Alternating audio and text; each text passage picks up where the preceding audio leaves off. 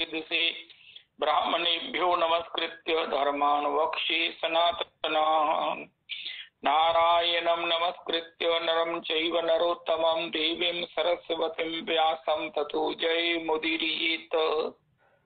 अज्ञानतिमिरान्धस्य ज्ञानाञ्जनशलाकया चक्षुरुन्मीलितं येन तस्मै श्रीगुरुवे नमः। वाञ्छाकल्पतरुभ्यश्च कृपासिन्धुभ्येव च पतितानां पावनेभ्यो वैष्णवेभ्यो नमो नमः। हरे कृष्ण कृष्ण कृष्ण हरे हरे, हरे राम राम राम हरे हरे। हरे कृष्ण कृष्ण कृष्ण हरे हरे, हरे राम राम राम हरे हरे। अहमेवास्मेवाग्रे नान्यदीयत् सदसत्परं पश्चादहं यदि तच्च यो अवशिष्येषु अस्म्यहम्। ऋते अर्थं यद् प्रतीयेत न प्रतीयेत चात्मनि तद्विद्यादात्मनो मायाम्। यथा भासो यथा तमः यथा महान्ति भूतानि भूतेषु चावचेष्वनो प्रविष्टान्यप्रविष्टानि तथा तेषु न तेष्वहम्। एतावदेव जिज्ञासेऽहं तत्त्वजिज्ञासुना आत्मना अन्वयव्यतिरेकाभ्यां यत् स्यात् सर्वत्र सर्वदा। हरे कृष्ण कृष्ण कृष्ण हरे हरे, हरे राम राम राम हरे हरे। श्री श्री श्रीनिधि गोस्वामी प्रभु के चरणों में कोटि कोटि प्रणाम करें। उनकी पदधूलि से अपने सर्वांगों को सुशोभित करें। बहुत सुंदर गुरु निष्ठा की चर्चा हुई। गुरु निष्ठा के कितने ही जो है वो प्रकरण है उनका।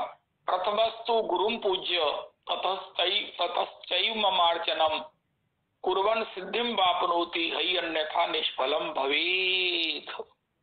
ये चैतन्य चरकामृत जी का श्लोक है कि मेरे गुरु की सबसे पहले वंदना करो। प्रथमस्तु गुरुम पूज्य, गुरु को पहले पूजन करो। ततश्चैव ममार्चनम, उसके बाद मेरा अर्चन करो। इसी से कुर्वन् सिद्धिं वापनोति, तुमको तुम्हारे अभिष्ट की प्राप्ति होगी। हई अन्यथा निष्फलम भवेत्, अगर ऐसा नहीं करोगे तो तुम्हारे उस अनुष्ठान का, तुम्हारे उस किए हुए बड़े से बड़े योग का जो है वो फल निष्फल हो जाएगा। श्री भागवत जी में एक अद्भुततम बात कही गई है, बड़ी गहनतम बात है, रहस्य की बात है। अगर आपको धन चाहिए, लक्ष्मी की उपासना करो। अगर आपको सुंदर पत्नी स्त्री चाहिए, उर्वशी की उपासना करो। धन चाहिए तो गंधर्वों की उपासना करो, यक्षों की उपासना करो। यक्षों की ये नॉर्थ साइड यक्षों का, इसलिए नॉर्थ फेसिंग की बात कही जाती है। और भी अश्विनी कुमारों की उपासना के फल बताए। सर्व कुछ चाहिए तो नारायण की उपासना करो। और सबसे ऊपर केवल प्रेम रस में, भगवत रस में, भगवत भजन में, भगवत सेवा में जाना चाहते हैं तो श्री राधा कृष्ण की उपासना करो। तथापि अगर राधा कृष्ण की सेवा की प्राप्ति करना चाहते हैं, इसके साथ सबकी प्राप्ति करना चाहते हैं, तो भैया श्री गुरु की रीझ प्राप्त करो। गुरु की रीझ प्राप्त करो। मेरे को एक बड़ी निष्ठावान भैया है श्री अमृतसर में, श्री राजमाता जी की बसी वाली भांजी हैं। एक बार वो कह रही थी कि मैं गुरु जी के लिए, श्री भैया जी की शिष्या हैं, कि मैं भैया जी गिरिराज जी की पूजा के लिए, प्रणाम परिक्रमा के लिए जा रही हूँ। तो उन्होंने कहा ऐसा है, मैं देख बैठा हूँ तो मेरी 4 परिक्रमा कर ले। उसने 4 परिक्रमा की, उनका तेरी गिरिराज जी की परिक्रमा यही हो गई। एक बार रौली जी ने भी महाराज श्री से कहा, जी महाराज मैं गिरिराज जी की परिक्रमा के लिए वृंदावन आ रहा हूँ, में आ रहा हूँ, मैं तुम्हारे अमृतसर आ रहा हूँ। अमृतसर आऊंगा तुम मेरी 4 परिक्रमा कर लेना, तुम्हारी गिरिराज की परिक्रमा हो जाएगी। तुम वहीं रहो, मैं अमृतसर आऊं और तुम यहाँ गिरिराज की परिक्रमा के लिए आ रहे। ये गुरु तत्व है, गुरु तत्व है, ईश्वर तत्व है, ईश्वर तत्व है। आचार्य माम भी जानियान, गुरु के ऋण से कभी हम ऋण नहीं हो सकते। अरे भैया, जिसने हमको भवसागर से पार भगवान की सेवा के इस परम, इस रहस्य को, रास्ते को और अपनी कृपा से तद भजन करने के बल को प्रदान किया है, कोई तुलना नहीं हो सकती, कोई उपमा नहीं हो सकती, कोई किसी प्रकार से ऋण होने की बात हम सोच नहीं सकते। उद्धव जी के वचनों को ही रिपीट करें कि कोटि बार ब्रह्मा बन के भी हे गुरुचरण, आपकी सेवा करके हम आपके ऋण से ऋण नहीं हो सकते। आपके ऋणी बने रहने में ही हमें बड़ा आनंद है। हम कभी आपके ऋण से ऋण ना हो, कभी आपके ऋण से ऋण ना हो। गुरु की रीझ, जैसे रवि श्री नंद किंकर जी ने बताया कि श्री औलिया जी महा सदगुरु हैं, उनकी उस रीझ रूप को प्राप्त करके राजा जो दिल्ली का है, वो क्या नाम है उनका, उन्होंने जो है वो 40 अपने अशरफियों से भरे हुए ऊंट दे दिए और गुरु चरणों में लाकर जब उनकी पादुकाएं प्रस्तुत की तो उन्होंने कहा, ये तुमने कहाँ से प्राप्त की? उनका महाराज एक ऐसे भक्त थे जो आपकी पादुका लेके जा रहे थे, मैंने वो पादुका ये 40 स्वर्ण मुद्राओं से भरे ऊंटों को देकर ये ले ली हैं, आप इसे धारण करो।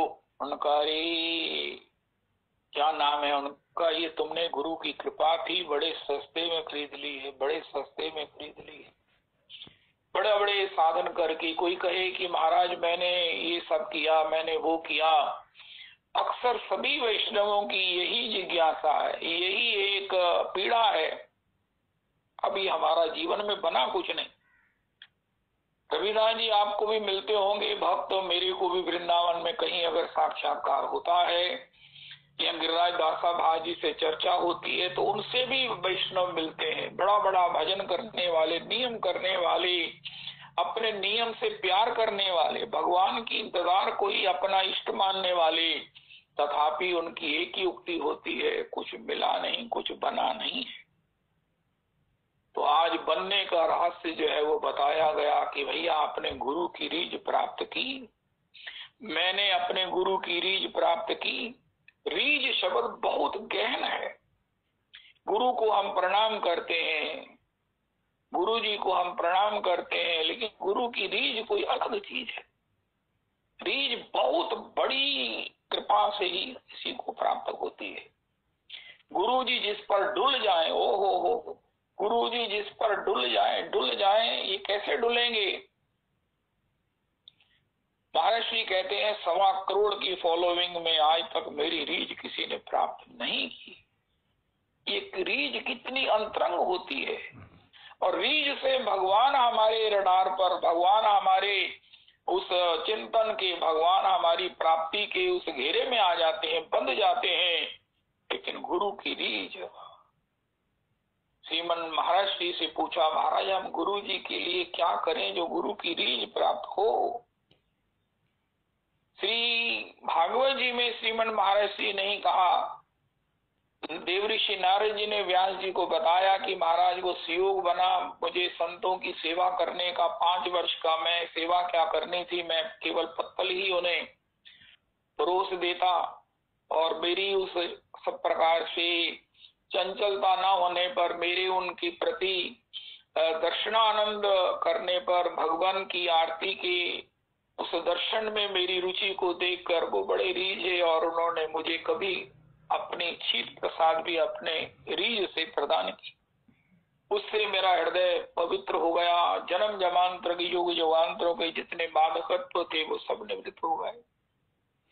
लेकिन फिर एक सुयोग बना।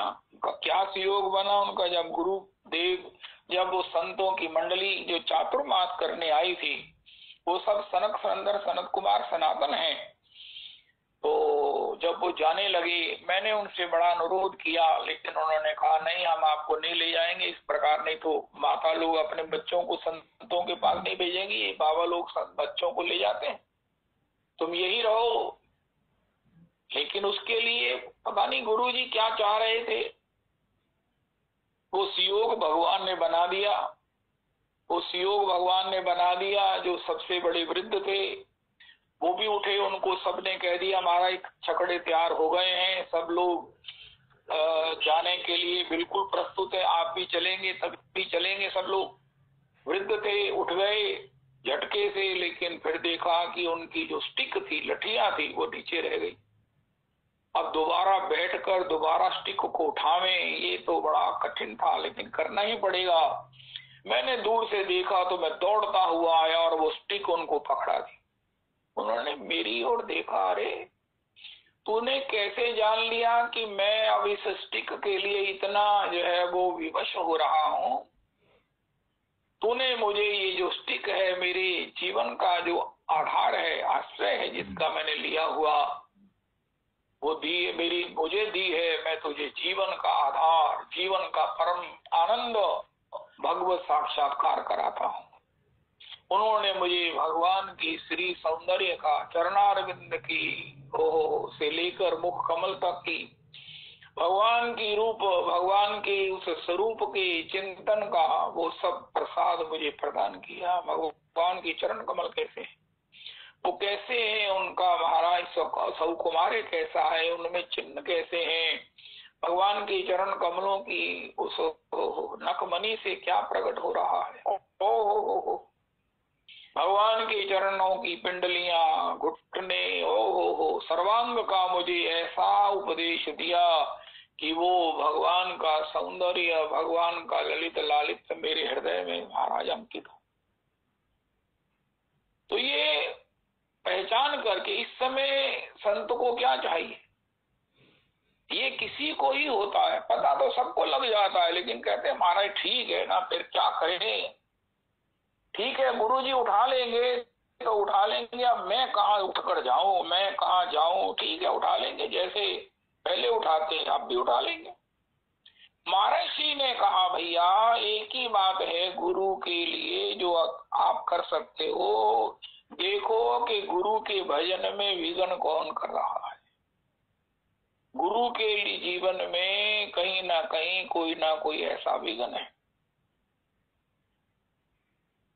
एक भक्तों के पीछे चरित्र में आया था कि एक व्यक्ति गुरुजी के यहाँ रुका तो गुरुजी की बड़ी सेवा किया, पढ़ा लिखा था। उसने देखा कि गुरुजी के यहाँ जो बिल आता है बिजली का, वो महाराज पीछे उसका पिछला भी लग कर आई जा रहा है। कोई ऐसा विघ्न है, बहुत बड़ा बिल आता है। तो उसने अपनी सूझबूझ से, वृंदावन का ही था, उस बिल के विषय में समग्र जानकारी प्राप्त की और जानकारी से उसे ठीक करवाया। लेकिन वो पढ़ा लिखा था, वही कर सकता था। बहुत दिन वो मथुरा जाता रहा और उसको अखीर कराने में सफल हुआ। एक बार उसके मन में आया मैं भजन करने आया हूं कि मैं बिल ठीक कराने आया हूं। अरे ठीक है, मैं क्या कर सकता हूं। लेकिन उसको किसी उसके सहपाठी ने, सहयोगी ने, किसी उसको भगवत स्वरूप किसी ने कहा अरे ये भजन है, श्रेष्ठ भजन है, इससे गुरु जी को जितना सुकून मिलेगा, आश्रम के इस बिल के इतने बड़े जो एरियर के विषय में वो चिंतित हैं, उनकी अगर चिंता तुम दूर कर दोगे तो तुम्हारे बिना प्रॉब्लम के भजन तुम्हारा चलने लगे। बीज का उपाय है, माला फेरना भी भजन है, लेकिन किसी की खुशी के लिए उसकी सेवा में जुट जाना। महर्षि कहते हैं गुरु की कोई विघ्न है जो आप दूर कर सकते हो, जिसकी सेवा करके आप गुरु को प्रसन्न कर सकते हैं, उसे अवश्य कीजिए। पूछने वाली बात यह है गुरुजी आपके भजन का कोई ऐसा विरोध तो नहीं है, मतलब चाहे आपकी कृपा से दूर हो सकता है, लेकिन फिर भी कोई आपके जीवन में ऐसा कोई लीला रची हुई हो कि आप उसके चिंतन में, अपने चिंतन में उससे थोड़े से बाधित हो रहे हो तो मुझे बताओ। चाहे वो धन है, चाहे वो किसी प्रकार से आपके पास किसी पड़ोस का कोई ऐसा कोई भी बंधन है, कोई 100 तरह की प्रॉब्लम्स होती हैं, 100 तरह की जो है ना वो बातें होती हैं कि यहाँ हमारे यहाँ भैया पानी जो है वो मीठा नहीं आता है, हमारे यहाँ जो है ना कोई भी दुनिया भर के ये सब होते हैं। लेकिन अगर हम उसको निवृत्त कर सकें, कर दे तो उससे जो, अरे तुमने वो बिल की प्रॉब्लम दूर कर दी, उनका हाँ महाराज वो ना किसी और का लगा हुआ था, उनको पता नहीं लग रहा था, वो नाम सेम ही था, मैंने उसे ठीक करवा दिया। अरे मुझे मालूम है तुमने कितना परिश्रम किया, गर्मी में भी जाते रहे, बारंबार जाते रहे, लेकिन मेरी को इतना सुकून मिला है, मैं इतना शांत हूँ कि भगवान तुम पर कृपा करे। अरे राधा रमन, इस प्रकार किसी को प्रसन्न करना, इस प्रकार किसी को प्रसन्न करना। और अगर वो वैष्णव है, अगर वो भक्त है, अगर वो गुरु कल्प में है, गुरु स्थान पर है, और अगर साक्षात गुरु है तो उसके विषय में गुरु जब देगा तो भगवान को ही अपने हृदय से निकाल कर आपके हृदय में अवस्थित कर देगा, अपने हृदय में भी रहेंगे, आपके हृदय में भी अवस्थित कर देंगे। ये रीझ ही सार्वभौम सार्वभौम प्राप्तव्य है। संत सबे गुरुदेव हैं, संत की रीझ और विशेष करके गुरु की रीझ, और एक गुरु जी की सहज रीझ का उपाय होता है, वो है चरण वंदन, नमन नमन नमन, प्रणति युक्त प्रणाम। प्रणति युक्त प्रणाम जो महर्षि ने कहा उसको ही श्री श्री रघुनाथ दास गोस्वामी जी ने कहा है, गुरु गोष्ठे गोष्ठालय सुजने भूसुरगने ब्रज नव युग द्वंद्व शरणे सदा दम्बम हित्वा कुरु रतिम अपूर्वा मति तरामये स्वांत भ्रातस चटु भिव याचे धृत पदा। हे मेरे मन, तेरे मैं पाँव पड़ता हूँ, तेरी खाहा खाता हूँ, तेरी खुशामद करता हूँ, तू दम्ब छोड़ के गुरु जी का चरण वंदन कर, दम्ब दम्ब दिखावा ना कर कि गुरु जी के सामने अरे गुरु जी गुरु जी गुरु जी महाराज, गुरु जी आप मिल गए, मैं तो धन्य हो गया, गुरु जी मेरा तो जीवन कृतार्थ हो गया, गुरु जी गुरु जी गुरु जी। नहीं नहीं नहीं, गुरु को कभी ऐसा नहीं समझना कि हम कुछ चोरी कर देंगे और गुरु जी को पता नहीं चलेगा।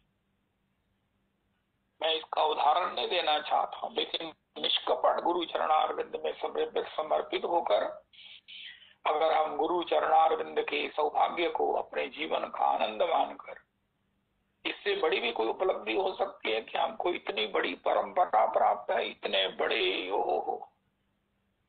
तृतीय करे गुरु समझी सर्वज्ञ रसीलो, स्वामी हरिदास जी ललिता सखी स्वरूप जिनके प्रेम से बिहारी जी प्रकट हुए, उन्होंने कहा है तीसरी सोपान है आनंद की, भगवत सेवा में जाने की, कि तृतीय करे गुरु।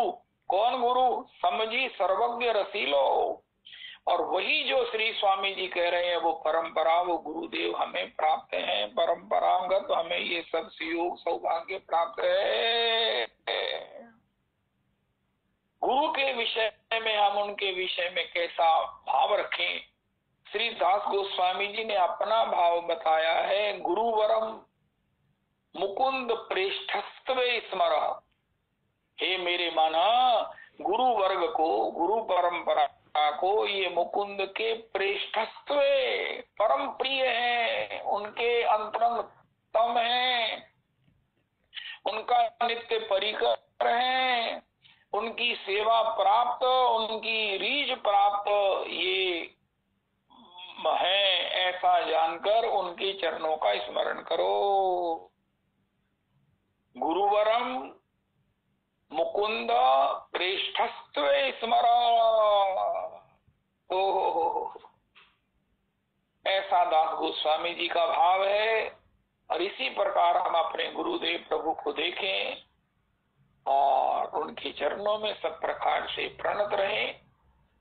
स्वप्न में भी उनकी सर्वज्ञता के विषय में कोई उकताई, किसी प्रकार से कोई प्रमाद, कोई ऐसी त्रुटि ना हमसे हो जाए। स्वप्न में भी ऐसी जो गुरु निष्ठा है, ये निश्चित ही हमें भगवत कृपा तक ले जाएगी। हमने एक बार पहले भी सुना, जब हम भगवत चरणों में सेवा के लिए जाएंगे तो वहां हमारा एग्जाम होगा, चेकिंग तो होगी। क्यों जी? हम कहेंगे महाराज ये देखो मैंने इतनी मालाएं की हैं, मैंने लिखी हुई हैं, आपके पास भी होंगी कॉपी, मैंने इतनी सेवा की है, मैंने इतना तीर्थ किया है, मैंने इतना योग किया है, मैंने इतना दान किया है, मेरे को जो है ना वो मेरे को परम गति, मेरे को भगवत सेवा मिलनी चाहिए। उनका भैया ये कागज आप अपने पास रखो। तो उनका महाराज ये आप नहीं देखेंगे? उनका नहीं। उनका फिर मुझे पार कैसे करेंगे? उनका भी पार करने का आपको तरीका बताते हैं। वो हमारे गुरुदेव प्रभु के लिए दृष्टि करेंगे, हे परम आचार्य पाद, हे परम भगवत पाद, हे प्रभु पाद, हे श्रीपाद, ये जीव आया है और ये अपने को आपका कृपा पात्र कहता है। गुरु जी कहेंगे राधा रमन, राधा रमन, राधा रमन, हरे राम राम राम राम। रवि आया है, रवि रवि, वाह वाह वाह। रवि तो मेरा बहुत प्रिय है, रवि तो मेरा बड़ा प्रिय मेरा शिष्य है, मेरा कृपा पात्र है उनका। अरे महाराज जाइए जाइए जाइए, वहां आपको आगे फिर भगवत सेवा में कोई ना कोई सेवा प्राप्त हो जाएगी, स्वरूप मिल जाएगा, नाम मिल जाएगा, धाम मिल जाएगा।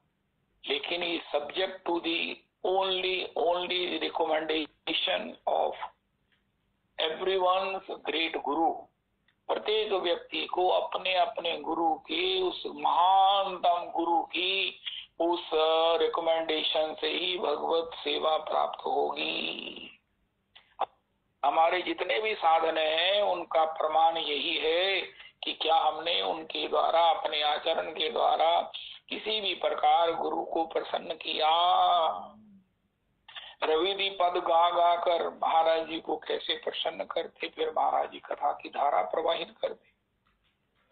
मुरारी को महाराज जी याद कर रहे हैं, आप बताओ इससे बड़ी क्या बात हो सकती है। गुरु की रीझ, गुरु की दृष्टि में चढ़ना, गुरु की हम दृष्टि में हो, अरे वो हमारा एक भक्त है, हमारा एक शरण, सभी होते हैं। तो यही एक कृपा है जो श्री भगवान की प्राप्ति कराने वाली है।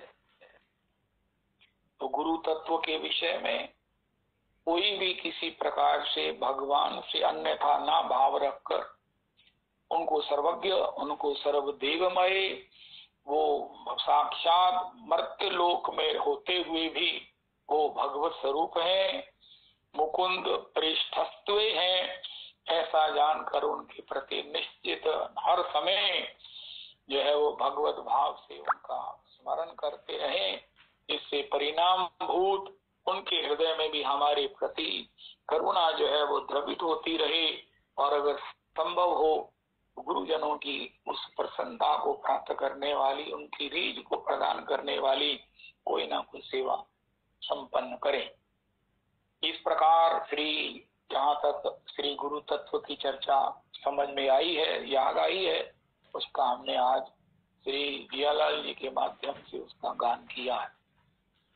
एक बड़ी रहस्य की बात मैं बताना चाहता हूँ, जो मैं समझता हूँ कि मेरे जीवन की अपनी अंतरंगतमा की पुनरपितन एक अभिव्यक्ति, जो अंतरंगतम मेरी एक बात है वो ये है कि देखो, जैसे आज लाडली किंकरी जी ने गाया कि वो गा रही हैं गोपियां कि अरे महाराज आ खाए मेरी चरण लिपटाए होरी खेली न जाए, होरी के दिनन मोस दोनों अटके, सालिग्राम कौन याय हटके, हा लिपट कंठ लिपट मेरी, हा खाए मेरे चरण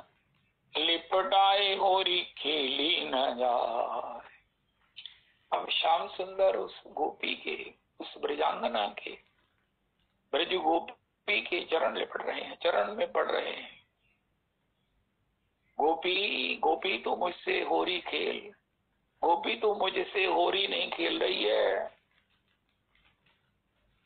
लेकिन यहाँ एक बात जो मैं कहना चाहता हूँ, साराती सार बात जो मेरे जीवन की सार बात है वो ये है कि गोपी को कभी ये भाव नहीं होता कि वो श्री कृष्ण की किंकरी की किंकरी की किंकरी नहीं है।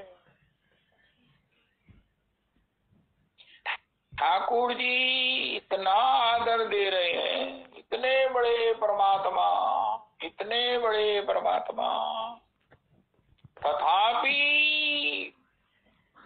इसको गोपी को कभी कभी कभी ये भ्रम, क्या भ्रम का स्वप्न भी नहीं आता है कि वो ठाकुर जी की दासी की दासी की दासी की दासी है। संसार में हम अपना घर स्वर्ग नहीं वैकुंठ बना सकते हैं, वैकुंठ भी नहीं गोलोक बना सकते हैं। होता ये है, पत्नी पति की उपासना करती है, रीझती है, लेकिन पति जो है वो उसको अपना गुण समझ लेता है। पति पत्नी की सब प्रकार से सराहना करता है, बलिहार होता है, लेकिन पत्नी को भ्रम हो जाता है। अगर ये नहीं होता तो आप संसार से मुक्त हो चुके हैं। अपनी औकात में रहना ये सबसे बड़ा गुण है जो भगवान की माया से मुक्त जनों में होता है। ऐसा हो नहीं सकता कि हम अपनी औकात ना भूल जाएं। मैं अपनी बात करता हूं, हमें झट से अपनी औकात भूल जाती है। किसी ने थोड़ी सी प्रशंसा की तो हम अपनी औकात को भूल जाते हैं, मैं भूल जाता हूं। लेकिन अगर ऐसा ना होकर हम अपनी औकात में ही रह जाएं, कितना भी कुछ हो जाए, अरे कोई तो सम्मान करेगा, वैष्णव तो सम्मान करेंगे, छोटे तो प्रणाम करेंगे, समाज तो अपने स्वभाव से, अपने आनंद से हमें कुछ भी सम्मान देगा, प्रेम देगा, पदार्थ देगा, लेकिन हमें तो अपनी औकात में नहीं भूलना चाहिए। अगर हम ना भूलें, प्रभुता पाई जाहि मद नाही, को अस जन्म्यो जग माही। 2-3 दिन पहले वो मैं अपने एक पड़ोस में रहने वाले, वो हमारे फ्लैट के पास, वो उनके यहाँ गुरुदेव हैं, उनके यहाँ उनको मिलने गया तो उन गुरुजी ने भी बहुत कुछ कृपा करके मुझे बताया। उन्होंने भी इस चौपाई को याद किया, प्रभुता पाई जाहि मद नाही, को अस जन्म्यो। ऐसा कौन जन्मा है संसार में? ये चौपाई लखन लाल जी ने कही है। महाराज आप भरतलाल को हमेशा जिताते रहे हो और उनको ये भ्रम हो गया कि वो वाकई आपको जीत सकते हैं, और उसी से भ्रमित होकर चतुरंगनी सेना लेकर आपको विजय करने आए हैं। लेकिन रघुनाथ जी ने कहा, भरत न होई राजमद, विधि हरि हर पद पाए, कबहू की कांजी सीकरण क्षीर सिंधु बिलगाए। अरे ये राजमद, ये राज्य सत्ता तो कांजी की बूंद है, लेकिन भरत का हृदय तो क्षीर सिंधु के समान विराट है। एक कटोरी में अगर दूध में अगर कांजी की बूंद डलेगी तो उसके फटा देगी, लेकिन अगर समुद्र के दूध में कांजी की बूंद गिरेगी तो वो भी दूध बन जाएगी। श्री श्री राम किंकर उपाध्याय जी महाराज कहते हैं, यहाँ क्षीर सिंधु बिलगाए, मतलब भरत जी का हृदय क्षीर सिंधु है। और क्षीर सिंधु इसलिए क्योंकि उसमें भगवान लक्ष्मी नारायण विराजते हैं शेषैया पर। भरत जी के हृदय में हमारा युगल दर्शन है, हमारी युगल उपासना है, युगल प्रेम है, युगल सेवा है। इसलिए एक को ही भ्रम नहीं हो सकता है, वो है भरत या उस भक्त को, rarest of the rares case में, जिसके हृदय में भगवान श्री राधा रमन जी विराजते हैं, जिसके हृदय में श्री राधा रमन जी विराजते हैं। उसे अभिमान नहीं हो सकता, बाकी सबको अवश्य होगा। ऐसा हो ही नहीं सकता किसी की प्रशंसा हो और उसको अभिमान ना हो। तो अगर हम किसी के द्वारा मिले हुए सम्मान में, घर में मिले हुए सम्मान में, बेटा पिता का सम्मान करे और पिताजी जो है वो, और पिता बेटे का सम्मान करे और वो कहे महाराज हरे राधा रमन। मेरी एक और राय है, ये मैंने बहुत बार आजमाया है। जिनके घर में पत्नियां हैं, सभी के हैं, सभी लोग विवाहित हैं मोस्टली, सबकी पत्नियां जो है ना, जब कोई लड़की ब्याहती है ना रविदास जी, आप सबका इंटरव्यू ले लेना, उसकी शादी होने वाली होती है, उसके मन में बड़ा अरमान होता है, मैं अपने सासू को अपनी माता से अधिक सम्मान दूंगी, उनकी सेवा करूंगी, मैं अपने पति की सब प्रकार से रुचि का ख्याल रखूंगी, मैं अपने ससुर में अपने पिता से अधिक जो है वो उनका अपना सौभाग्य मानूंगी कि मेरे को महाराज अब दूसरे पिता मिल गए हैं जो मुझसे अधिक स्नेह करते हैं। मैं सारे अपने पति के परिवार को सब प्रकार से जो है वो उनकी दासी बन के रहूंगी। वो ऐसा करती भी है, लेकिन जिन जिन का सम्मान होता है वो महाराज जो है वो पता नहीं कहाँ कहाँ किस किस टीसी पर चढ़ जाते हैं। मैं किसी की आलोचना नहीं कर रहा हूँ, लेकिन ये प्रकृति में रहने के कारण हम समझते हैं कि ये तो सीधी है, ये तो इसको जैसे मर्जी इसका शासन करो, इसको जब मर्जी डांट दो, इसको उसके कारण घर क्या हो जाता है, नरक। लेकिन इसके विपरीत अगर कोई उसके भाव को समझे, ये तो मेरी घर की लक्ष्मी है, ये मुझे इतना सम्मान देती है, नहीं नहीं नहीं, मंच पर ये मुझे प्रणाम करती है, लेकिन प्रत्यक्ष से लेकर मुझे परोक्ष में इसको उसी तरह प्रणाम उसी समय कर देना है। दोनों का परस्पर, जैसे वो ब्याह होने वाली लड़की ये कहती है मैं किसी को भी प्रसन्न करूंगी, सभी को प्रसन्न रखूंगी, सास ससुर की मैं पाँव छूऊंगी, मैं आशीर्वाद लूंगी रोज, तो सास ससुर भी कहें कि हम तो अपनी बहू को अपनी महाराज गृह लक्ष्मी है, हमने लक्ष्मी का दर्शन नहीं किया है। महाराज श्री बीजी क्या एक बार सत्संग के लिए पधारे, सभी मैया ही है वहां पर थी, मैं भी था महाराज जी से, महाराज जी के साथ। महाराज जी ने कहा री मैयाओ, तुम अगर अपने घर में अपने पुत्र वधु को राधा सीता राम जी की तरह निभा दो तो तुम्हें कोई साधन करने की जरूरत नहीं है, तुम्हारे लिए भगवान की नित्य प्रिया लाल जी की सेवा तुम्हारे लिए रिजर्व है। तो प्रैक्टिकल जो लाइफ है आनंद नहीं है, क्योंकि हम प्रैक्टिकल नहीं है। यही हम सोचते हैं और भजन करेंगे, अरे और भजन तो करेंगे, भजन का मतलब रस लेंगे, साधन तो हो गया पूरा, साधन तो उसी समय पूरा हो गया जब हम जीवन में प्रैक्टिकल हो गए। प्रैक्टिकल का तात्पर्य ये है कि महाराज कोई हमारा सम्मान कर रहा है या कुछ भी हो रहा है, उसको हम उसी दृष्टिकोण से लें। अगर हम किसी प्रकार से उसे मैं अपना मान लेता हूं तो परिणाम क्या होता है, सेवा करने वाला सम्मान करने वाला दुखी हो जाता है कि ये तो सम्मान का विषय नहीं है, ये तो सम्मान का अधिकारी नहीं है, ये तो महाराज मेरा अपमान करता है। 99% लड़कियों को ये शिकायत है कि हमारे भाव को कोई समझता नहीं है, हमको तिरस्कृत किया जाता है, हमको सब प्रकार से अपमानित किया जाता है, हमको ड्यू रिस्पेक्ट नहीं मिलती। सब कुछ करने के बाद भी सभी ओर से हमें शिकायतें उपालंब और पता नहीं क्या क्या आक्षेप सहने पड़ते हैं।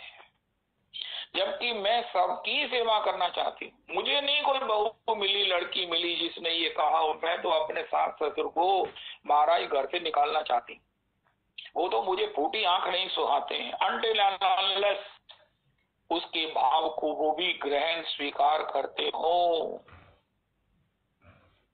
अस्तु, तो ये आज वो रहस्य की बात मैंने आपको बताई है, सार्वजनिक की है, जो मेरे जीवन का अंतरतम पुनरपि अंतरतमातीतम एक एक निगूढ़, एक रहस्यात्मक भाव है। अगर हम किसी के सम्मान को तदवत लेकर, उसकी महिमा को देखकर, उसकी महानता को जानकर उसके लिए तदवत रहें, आज की तारीख में एक शब्द याद रखें, अपनी औकात में रहें, अपनी औकात में रहें। हमारी औकात क्या है? गोपी भरतु पद कमलयूर दास दासानुदास, सोई अनन्य जाति मति असन टरे हनुमंत, मैं सेवक सचराचर रूप स्वामी भगवंत, मैं सेवक सचराचर रूप स्वामी भगवंत, सोई अनन्य। रघुनाथ जी ने कहा, रघुनाथ जी ने कहा है, भक्त इन परफेक्शन कौन है? मुक्त जन कौन है? जो जिसकी मति में कभी ये भ्रम नहीं आता कि वो सारा जगत जो है वो ईश्वर का स्वरूप है और वो सबका सेवक है। इसको परिवार से लेकर, समाज से लेकर, वैष्णव संताव से लेकर, वैष्णव समाज, वैष्णव परिकर से लेकर सर्वांग में अगर हम कर देंगे तो जीवन मुक्त होने का सुख ले लेंगे। Be practical, be practical. Practical हुए बिना,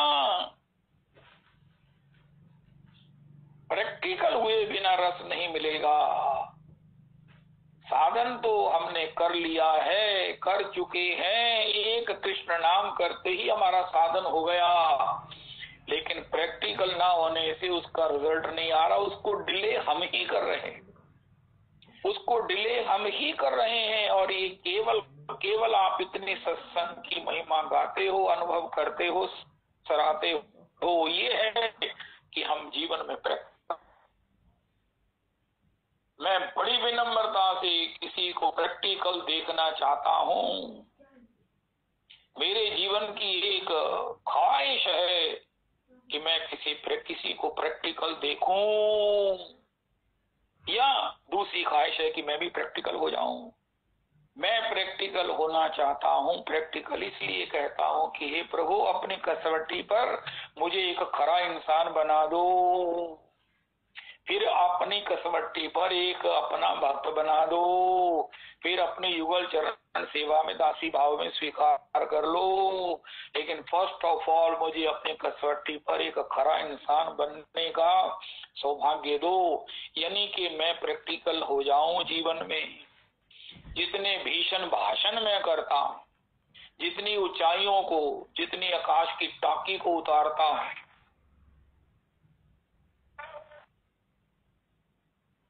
जितनी आकाश की टाकियां उतारी जाती हैं, मुझे बड़ी सुंदर बात कही, क्या गजब की बात कही राजू गोसाई जी ने।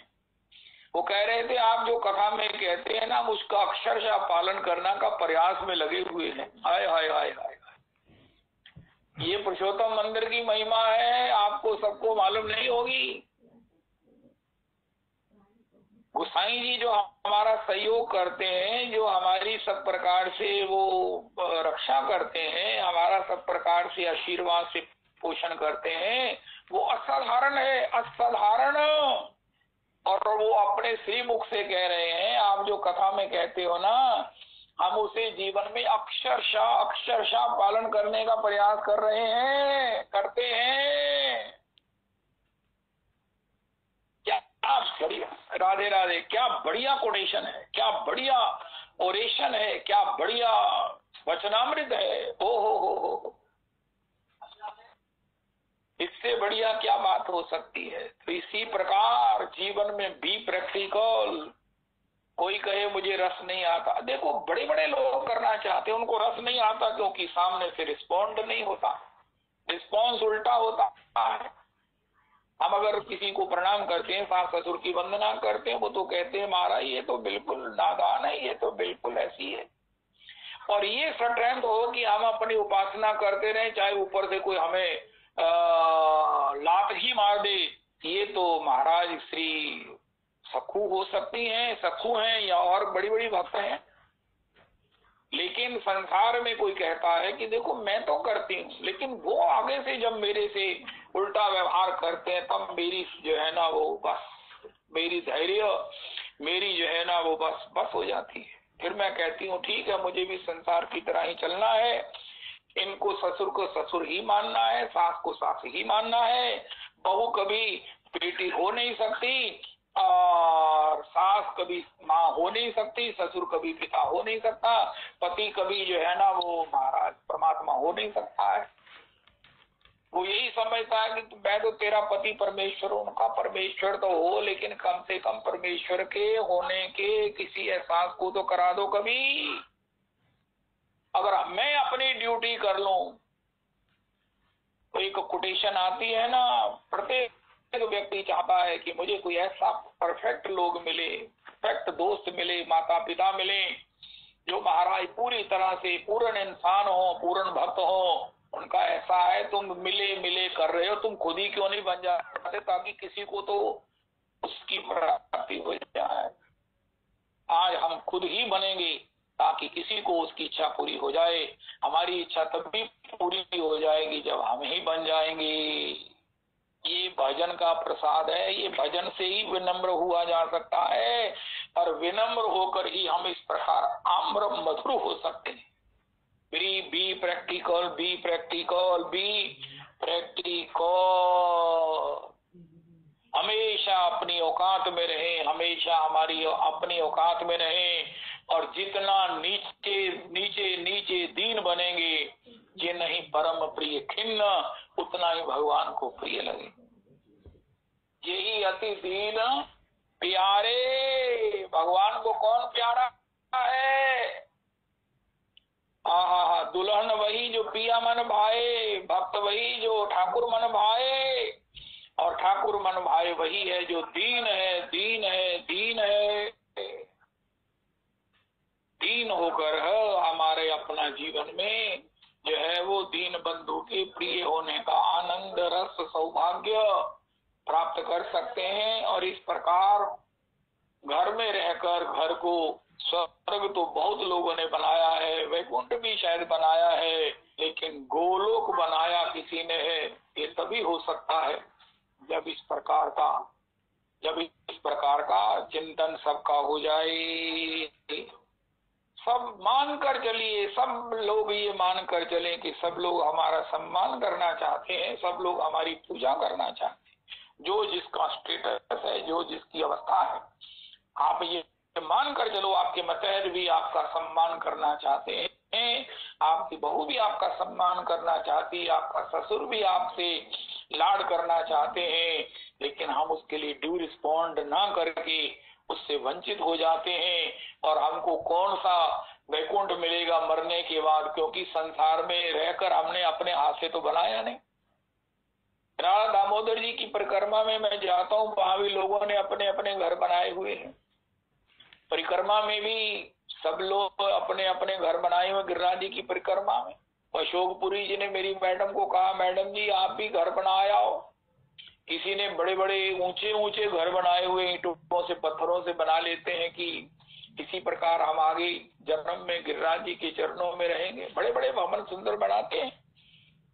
अरे भैया, ठाकुर जी कहते तुमने ये बना दिए इस आशा में कि तुमको इसी प्रकार राधा कुंड में भी बनते हैं।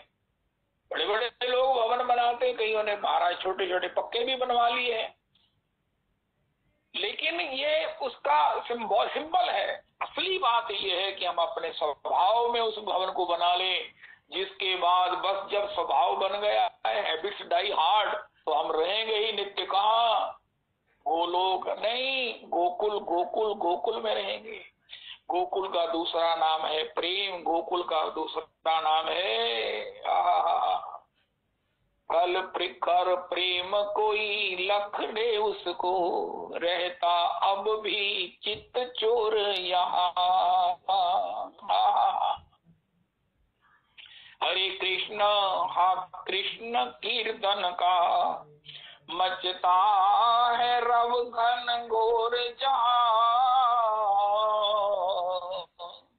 सुन लो यमुना जल में मुरली ध्वनि का है शोर जहाँ। तरु राधे ही राधे पुकार रहे, इच्छा है चित्त बर जोर जहाँ। उसको, रहता अब भी चित चोर यहाँ, रहता अब भी चित चोर यहाँ। ब्रजमंडल के कन कन में श्री राधे, बसे बस्ती तेरी ठकुराई, कालिंदी की लहर लहर ने महिमा तेरी गाई, पुलकित हो तेरो यश गावे, ये गोवर्धन गिराई। नाम तेरा मुरली में ले ले, नाचत कुंवर कन्हाई, नाचत कुंवर कन्हाई।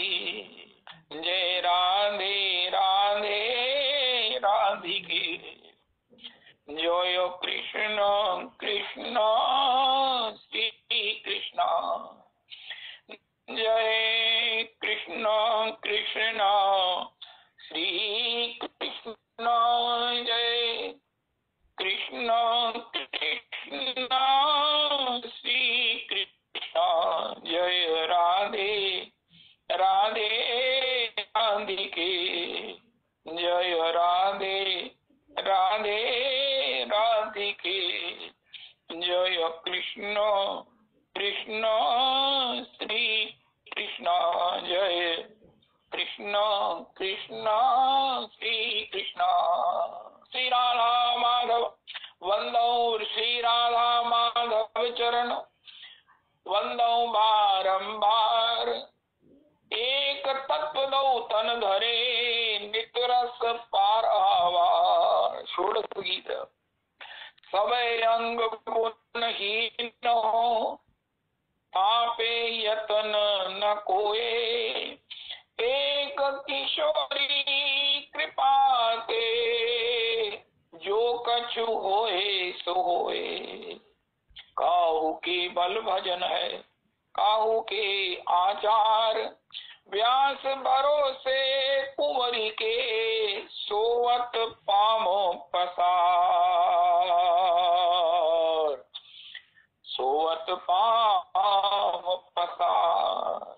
श्री श्री नंद तनुज जी की, लक्ष्मी जी के स्वास्थ्य लाभार्थ श्री श्री अतुलित बल धामम स्वर्ण शैलाभ देहम, धनुजवन कृशाणम ज्ञानी नाम अग्रगण्यम, सकल गुण निधानम वानराणाम अधीशम, रघुपति प्रिय भक्तम वात जातम नमामि। मनोजवम मारुत तुल्य वेगम जितेन्द्रियम बुद्धिमताम वरिष्ठम, वातात्मजं वानरयूथ मुख्यम, श्रीराम दूतम शरणं प्रपद्ये। महावीर बिनमो हनुमाना, राम जासु जस आपको बखाना। हनुमत सम नहीं को बड़ भागी, नहीं को राम चरण अनुरागी।